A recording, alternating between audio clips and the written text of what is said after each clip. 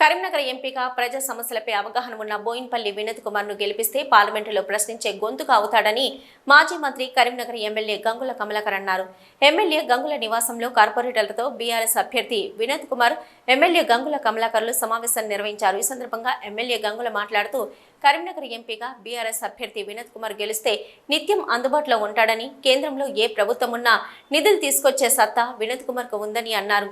కాంగ్రెస్ 4 నెలల పాలనలో ప్రజలు గోసపడుతున్నారని, బీజేపీకి ఓటేస్తే ప్రజలు ఆగమవుతారని హెచ్చరించారు. కరీంనగర్ ఎంపీగా గెలిచిన బండి సంజయ్ ప్రజలకు చేసిందేమీ లేదని, కేవలం మతాల పేరిట యువతను రెచ్చగొట్టడం తప్పితే కనీసం 5 రూపాయల పని చేయలేదని విమర్శించారు.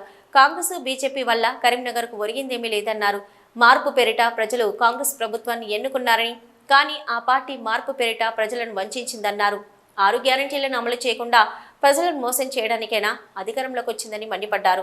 తెలంగాణ ప్రాంత హక్కుల గురించి పార్లమెంటులో గలమెత్తి ప్రశ్నించే గొంతుక కావాలని అన్నారు.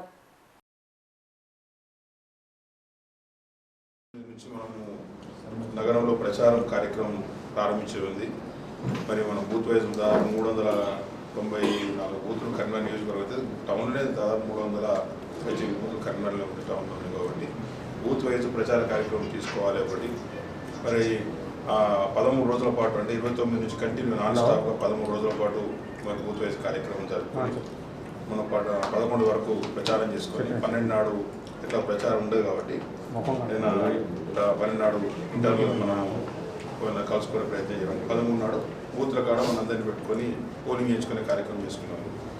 అందరం కూడా ఇప్పటి వరకు కూడా మరి దాదాపు 40 మంది కార్పొరేటర్స్, మేము ఇద్దరిని తీసుకున్న 40 మంది కార్పొరేటర్స్, 4 కోఆప్షన్ నెంబర్లకు, ఒక కోఆప్షన్ నెంబర్ వచ్చింది, ఇంకో కోఆప్షన్ నెంబర్ రాలేదు, వాళ్ళు వేరే కారణం అవుట్ ఆఫ్ స్టేషన్. అందరం కూడా మీ అందరి సహకారంతో మన ఎన్నికల్లో మరి ఎమ్మెల్యే గారు పెద్ద ఘనమైన విజయం, అంటే మనం 3160 ఓట్లతో గెలిచాం.